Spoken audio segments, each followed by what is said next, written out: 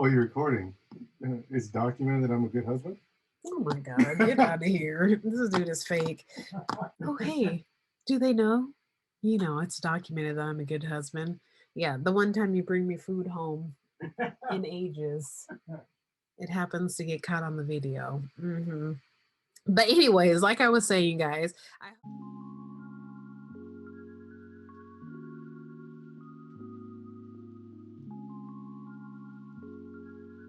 Hey everyone, welcome back to the Melanated Scenes page. I am Tiara, and you already know what we're here for.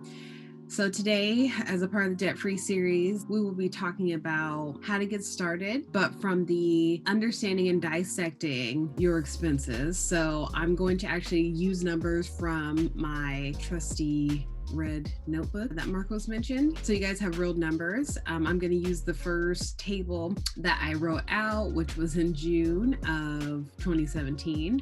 So this is before when did we actually start? Yeah, it's before we got started actually like going crazy and paying down the debt, because Marcos was playing games. But it was me basically prepping myself to understand at least where my money was going. And so you can use this as like a demo of how you can maybe start yours. Over time, I kind of refined it a little bit, but not very much because I didn't really care about like interest. But I will be writing out the lists and the tables the exact same way that I wrote them in my notebook. I'm literally going to write them out, but I have my notebook next to me so you guys can see. And yeah, let's get into it. I hope this serves as helpful. The first things first, I would say we need to start with understanding your fixed versus like your flexible or variable expenses. And so let's write down a list of your expenses. You can do this along with me. So if you know like all your bills, I know mine like the back of my hand, and I have a list of them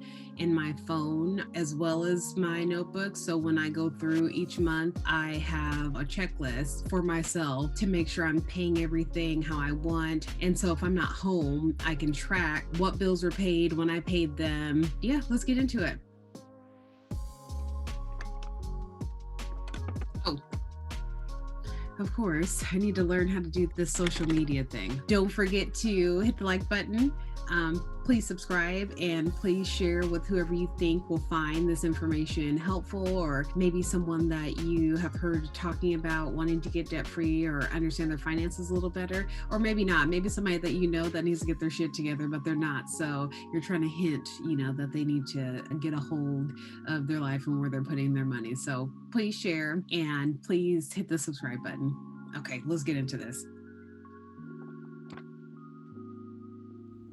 Okay, so first things first, getting started.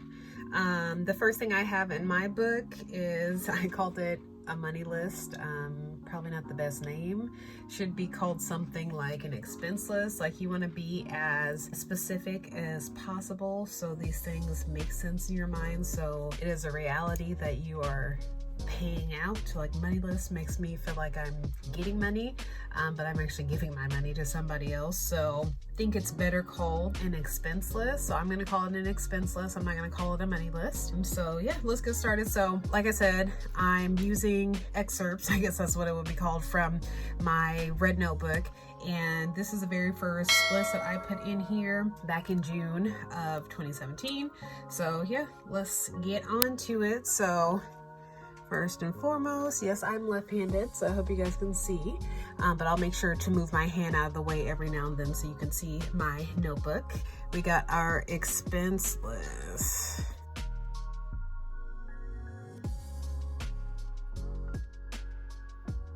So the first thing you want to start with is your monthly take-home pay. So at this time, I have it that my monthly take-home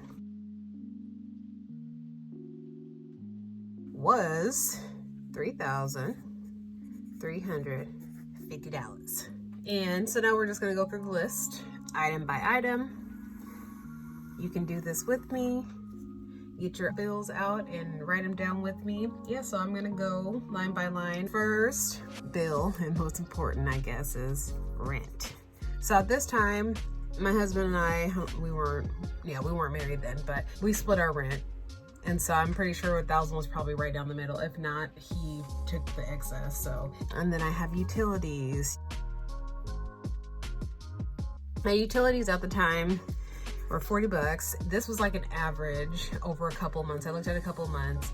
And another thing, as far as the naming goes, you could call this, or I could have called this Puget Sound Energy, because like I said about being specific, this bill for utilities was being paid to Puget Sound Energy. So yes, so utilities, then we got the cell phone. This was a cheap cell phone bill. Shit, talking about $70. My bill's like $125 now. But and my husband and I at this time, we could have decided to merge our accounts, but we didn't want to because we had our numbers for so long, and so we didn't want to lose that. But if that's an area that you feel like you can save, if you're doing this with somebody else, then maybe that could be something that you consider. And then we got the USAA credit card. And I have $120 written here. This was the minimum payment that I made for myself. It was probably a little bit less than this because I was always trying to be good about paying a little bit more than what the minimum was. So my monthly expense for my USA credit card, which means it probably has a decent amount of money on it if it's somewhere around $100, but $120. Same thing for my American Express card.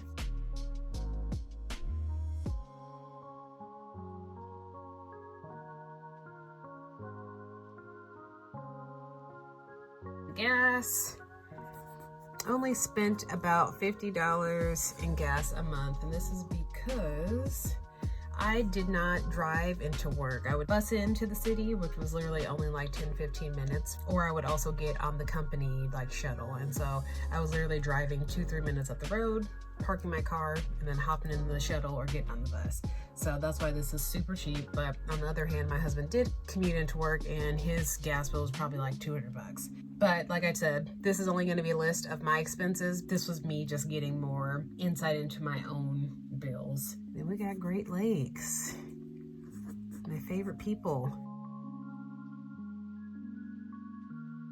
And then I also had a Perkins loan. This Perkins loan was a loan I had to get outside of the loans that I got from FAFSA that all my Great Lakes loans were under, because they cut a bunch of funding my junior year and senior year, and I literally was not going to be able to finish school unless I got a loan that covered the remainder of my like student aid or whatever. And so I had a small $5,000 loan from them. I think at this time it was down to like $3,000, not $300, but my minimum payment was $45. And then we got lunch. So this is what I'm talking about when I say you need to put every single expense on here. If there's something that is recurring that you are always doing, make sure you are putting it on this list because it counts. Like, your money is going here. And when we were in office, I wasn't packing lunch that often, and I would probably spend about $100 a month on buying lunch at work. I would also sometimes buy breakfast on my way into the city, and then we got dinner here. And this dinner is not groceries. This is dinner of me and Marcos going out and eating, you know, because we were good at that, and we were really good at that back then. But yeah, so dinner, and I have the trusty old miscellaneous shopping, and I put this here because at that time I looked through my accounts and I was spending somewhere between like $80 and $120 every single month on just shopping. Like, I went to a store, I like this, okay, bought it, and it was around $100 every single time each month. So make sure you're adding in those type of expenses. You might feel like, oh, this was a one-time expense, but if you start looking through your accounts month over month, you usually have some type of swiping happening that is kind of just unconscious, that you don't even know that there's a bunch of money going towards something like that. So next on the list, we got these eyebrows and waxing. It's actually sugaring, but put that on your list. So if you're a person, or the person you're with is somebody who goes and gets their nails done all the time, and you have to get a fill every 2 weeks, and that costs like $30 a month or something, then you should be putting that in this list, because that is an expense. It's a recurring expense. It's something that you keep spending money on. So just try to start being like super aware of like the things that you are spending money on. It doesn't seem like it's that much money because it's $20 here, $40 there, but that shit adds up after a while. And then we have our groceries, finally. I was wondering where our priorities were. A lot of stuff in between there. For our groceries, I had an allotment set up. About 160 bucks a month was going toward us actually going to the grocery store and buying groceries. Oops, and you guys probably can't see this because I'm at a line here. Apologies for that.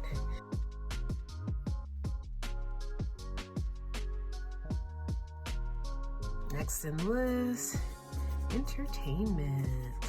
Marcos and I love to go to the movies before the penny happened, and we literally would go like almost every week to see something. We also would go out and eat. In addition to that 80 bucks that's above. After that, we have the final item, miscellaneous medical bills. There we go. So after we have the entire list, I hope you got yours. If you don't have your entire list, get it finished. Pause the video and come back. But I'm hoping your list is not as long as mine. This is actually pretty long, even though the numbers are not super huge, but it's a long list. So after you have your list all put together, your expense list, make sure you have everything there because you do want to account for every freaking dollar. I'm not playing. Then let's calculate the total for our monthly expenses. So if we add all of this up, my monthly spending back then was $2,565. That's what this list here, this is a total. And then the next line would be what's left over after you've paid all your expenses, or this could be possible savings. If you haven't been saving and you have a bunch of money left over and somehow it just disappears every month, then now you have an integer here that kind of lets you know how much you could possibly be saving after all your expenses are, taken care of each month, but maybe you're just not doing that because no one really told you how to save. So here from our list, you would take your monthly take-home pay and subtract your monthly spending or your monthly expenses, and this leaves me with $785 left over, or $785 worth of potential savings, which is a decent amount. And then I also like to take my overall total, which is counting your spending and your saving, or not, because you might not be saving or even have money left over to save, but that should bring you back to your total monthly take home. So this would be 3350 for me. So after we broke that down, now we are aware of, our total expenses. We have a literal snapshot of all of our expenses in one place. Now you can start looking to see, does my total more than, what I actually take home, which it shouldn't be. If this number is higher than your total take home each month, then that's letting you know that you're overspending in some area.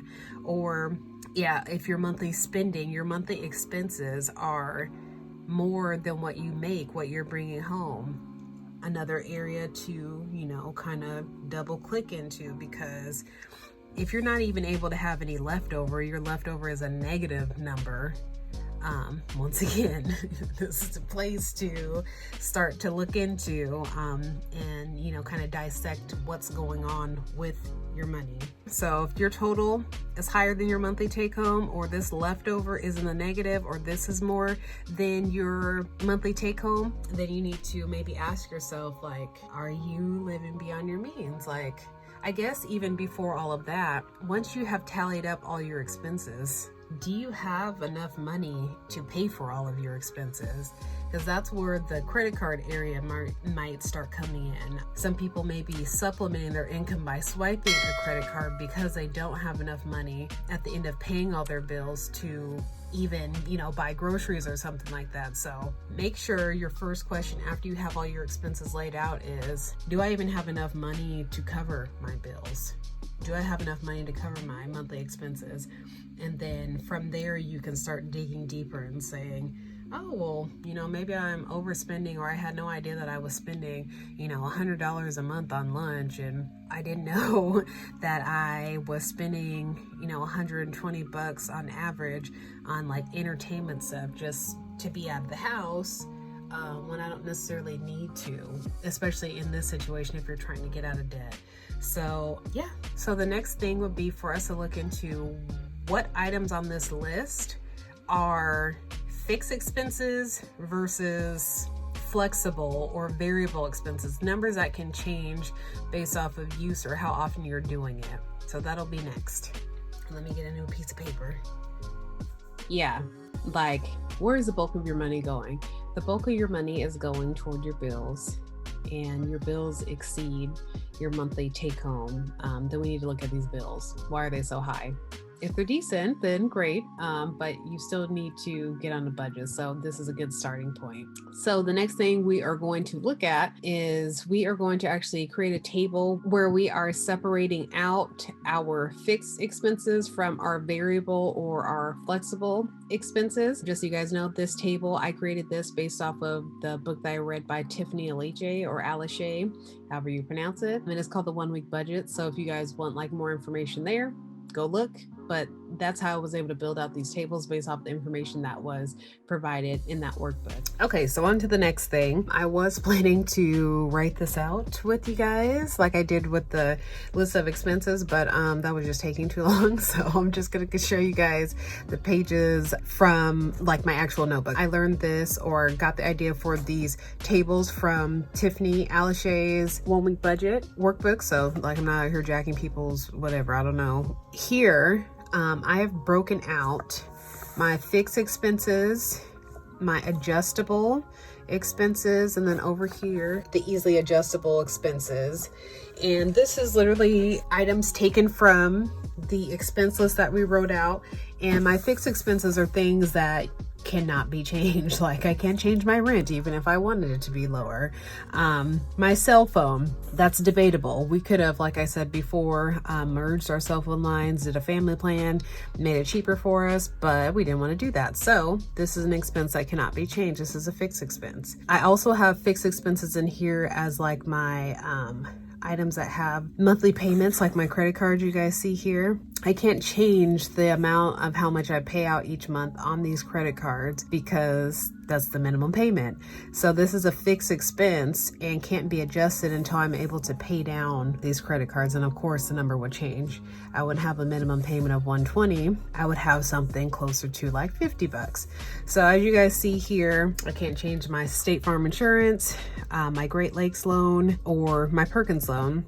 These are all fixed expenses. So here you would have a column for the expense, of course. You would also want to look at what you spend now, just to give yourself an idea. So monthly, I was spending $1,675 on my fixed expenses out of the $3,350 that I take home. And then when we come over to this column here, this is what I could spend. So if I was able to lower any of these fixed expenses, then I'm writing in here what my payment could be.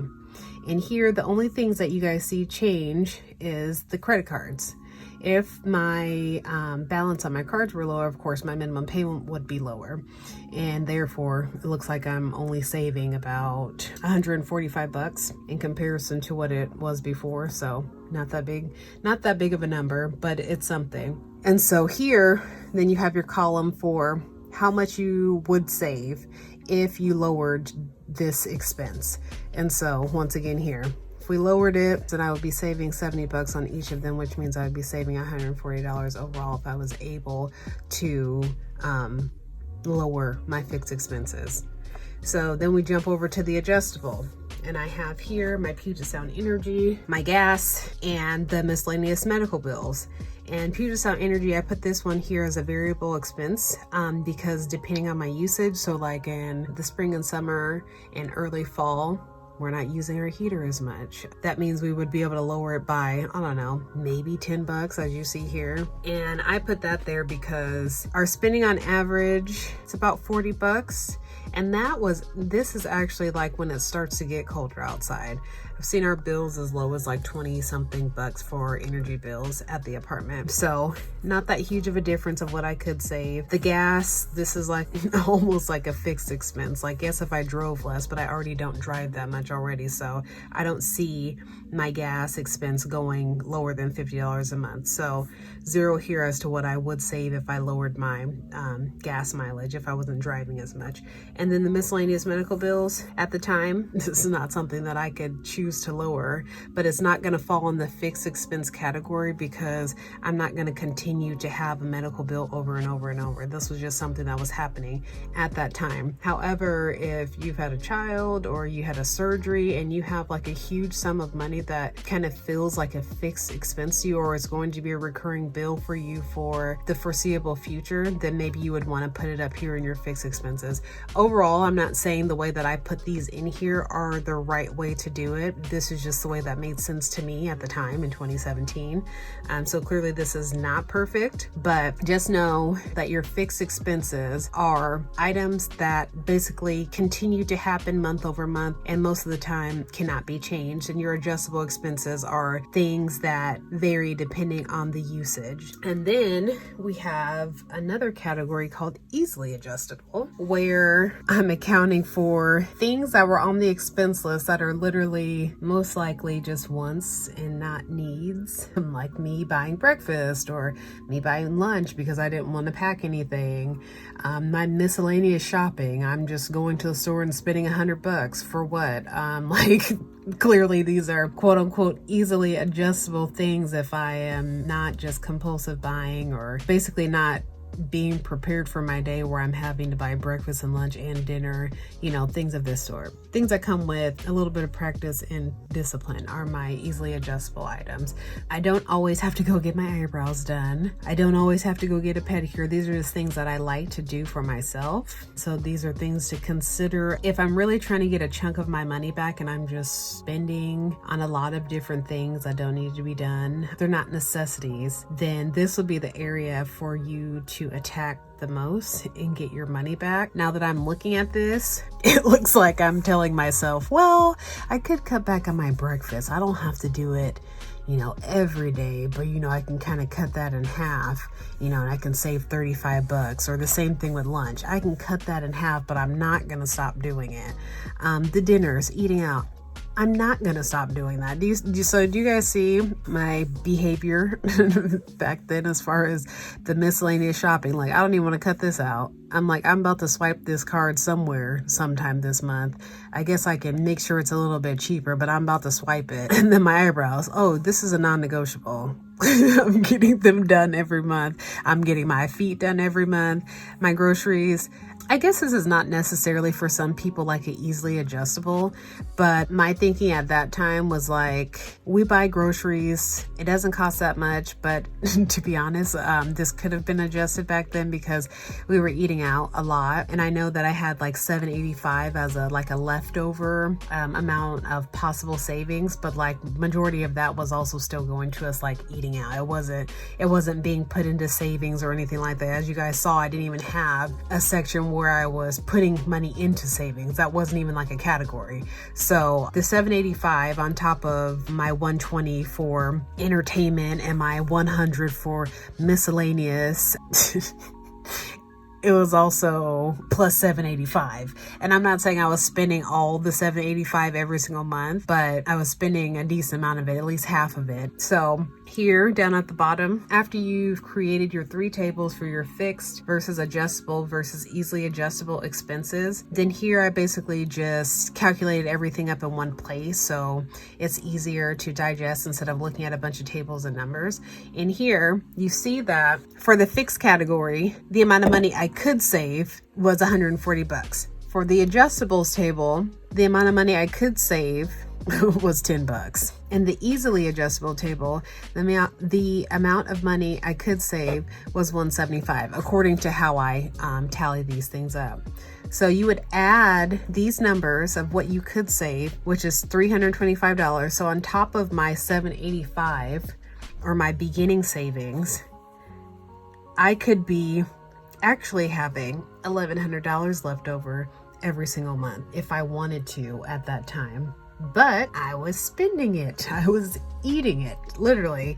Not I, but me and Marcos were eating it. So I hope this gives you guys like an overview of how to break down your expenses and then break it down to a small table like this, where you're talking about what you actually could be saving. Like, it was nice to see that I could be saving $1,100 a month if I wasn't swiping, compulsive buying. So after you have all of these things broken out, you have your actual list, and then you also have your tables breaking them out by category. Then you can identify what's eating up your money. And I know what's eating up my money.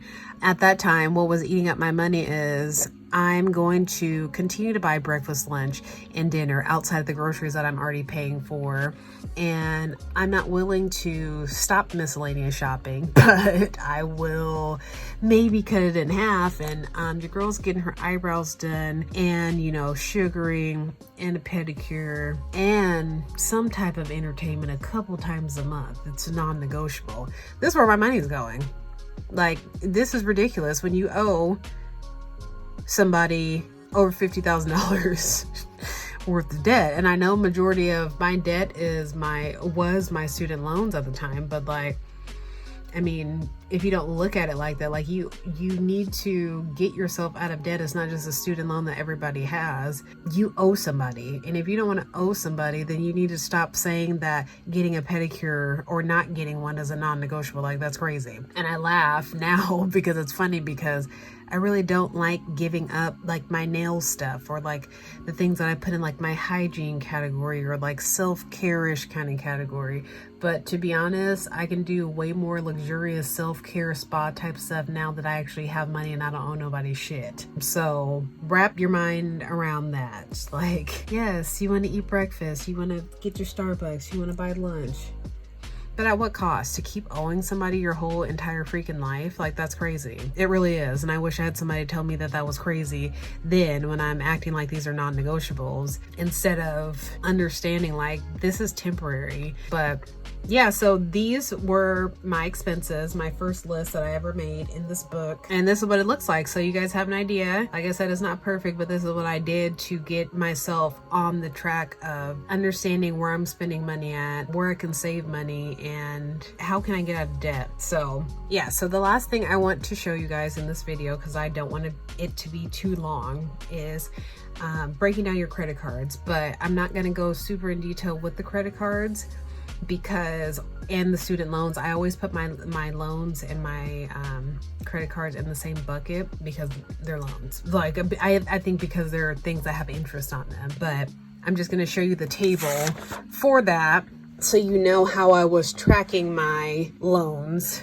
and credit cards, just to get an idea. And this is like a high level, but you see here I have my credit breakdown, and I have my USAA card, my American Express, my Perkins loan, my Great Lakes loan. Then the first column is breaking down the balance for each one of these, and the grand total is $57,872. That number would look a lot friendlier, you know, if I didn't add my Great Lakes loan on there. But like, you need to seriously get up close and personal with the stuff that you owe and stop playing games. The truth still remains the truth, even if you don't speak it. So you need to start speaking, and you need to look at it every single day, so you can start getting crazy about being done with this debt. And so the next column has my monthly minimum payments for all of these. As you guys know, the 120, 120, 45, and 190. And so overall, my monthly minimum payment is $475. And then here, the excess or new savings, I have $970 here, because as you guys see on this page down at the bottom, I put my new savings amount could be $1,110, but then in parentheses I put $970 until credit card payments are lower. So clearly, I don't know what I was thinking about at the time, but I adjusted this number because of something I was having to pay for with these credit cards. And the breakdown here, my excess, so money left over after I've paid all of my bills and all of my minimum payments on my items that have interest attached to them, is $970. So that's what's left over after every single bill is paid. Good here. And then my monthly payment. So what I did was I added the 120 and the 970 to get this 1090. And then you'll see here my credit card number one will be paid off in 4 months. The USAA credit card was going to take me 4 months to pay off using the 1090 monthly amount that I had. So let me say that again. It was going to take me 4 months to pay off my USAA card based off of the 1090 that I came with as my monthly payment. This is what I committed to paying every single month on this card until it was gone. And since the balance is $35.86, that would take me 4 months to pay it off, but I would still have $774 left over. And once this card was paid off to zero, not using it anymore, you are not swiping. Like, you're putting this card to the side. I know Dave Ramsey says to cut up your credit cards. I did not cut up mine. You also do not want to close your credit card accounts because, especially if it's a card that you've had for a long time, it's going to mess up your credit. Your credit score is going to go down because you've now lost the credit history with that card. And so what I did is I just stopped using it completely, all of my cards, after they were paid to zero. It was like, hide them away somewhere. I'm not going to cut them up. I'm not going to close any accounts, but I'm not going to use them, which also requires discipline. So yeah, it would take me 4 months to pay this off. And then once this card is done, you would roll over this 1090 that you have here, add this 120 to it, and then start paying that one down. So if you guys see here at the very bottom, after my USAA card was paid off here, I moved on to my American Express card. And you see this number is lower than the number that it was above. So above it said $5,626. But you have to remember, I was still paying my $120 minimum payment on this card each month, in addition to the 1090 that I was putting toward the USAA card to get rid of it. You never stop paying your minimum payments on your other cards. You just use the excess or leftover amount of money that you have to pay off the debt that you have first in line so it can be paid off faster. And so when we move on to the American Express card, I'm dealing with $4,372. My minimum payment is $120. My excess, which we were using to pay off the USAA card, is $1090. And then I added the $120 to the $1090 to get this number here.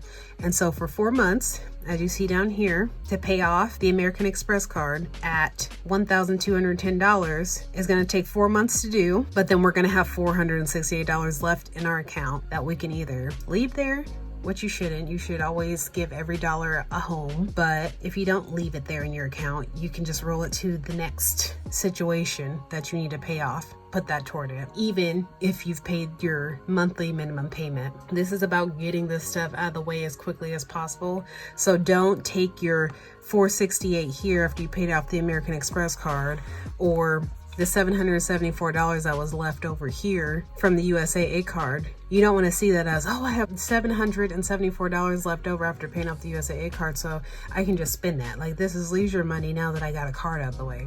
No, you don't want to stop, or you don't want to put yourself back in the habit of spending money that you actually don't really have if you owe somebody else thousands of dollars. So take that money, which I'm pretty sure I did. Yes, I sure did. So look, new balance breakdown. My original credit card number 2 balance was $5,626, as we saw above. After the 4 months of minimum payments of $120 up here, that equals $480. And then the money left over from paying off credit card number 1 was the $774, which means the original credit card balance for the American Express card is now actually $4,372, which you see here in this table below. And then you just keep doing that until you're done paying off all your credit cards or whatever it is. Okay, everyone, so hope that was helpful. That is the end of this video. We will get more into the credit cards and loans and interest situation on the next one. But in this one, I hope that covering and understanding your expenses overall, your fixed versus your variable expenses, if you even have enough money to cover all your bills with your monthly income, and where the bulk of your money is going to, was helpful. Okay. Did you get that food I brought you? You know I got the food. Okay. Oh, you're recording. It's documented that I'm a good husband? Oh my God, get out of here. This dude is fake. He came in here and brought this food. Now he's trying to act like he's doing some, oh hey, do they know You know, it's documented that I'm a good husband. Yeah, the one time you bring me food home in ages, it happens to get caught on the video. But anyways, like I was saying, guys, I hope showing you the notes from my Little Red Book was helpful. I hope writing out your expenses, I hope you guys did it with me, writing out all of your expenses was helpful. Seeing where all your money is going to, seeing what your variable versus your fixed expenses are, and basically identifying if you're spending a lot of money in a certain area that you don't need to spend it in if you have debt that you need to pay off. So we're going to start getting up close and personal with your money. You need to be okay with being honest about how you spend your money and where you're putting your money, and if you even have enough money to live the way that you're living. And if you don't, you need to start checking that now that you know what your expenses are, what they look like, and how maybe swiping a card is like it's just a mindless thing, just like my non-negotiables. Like, no, I'm not doing that. I'm still about to, I won't spend $100, but I'm still gonna spend 50, like this type of shit. So I hope the video was helpful. Make sure you hit the like button, please subscribe, and please share this video with anyone that you think will find this information valuable. See you on the next one.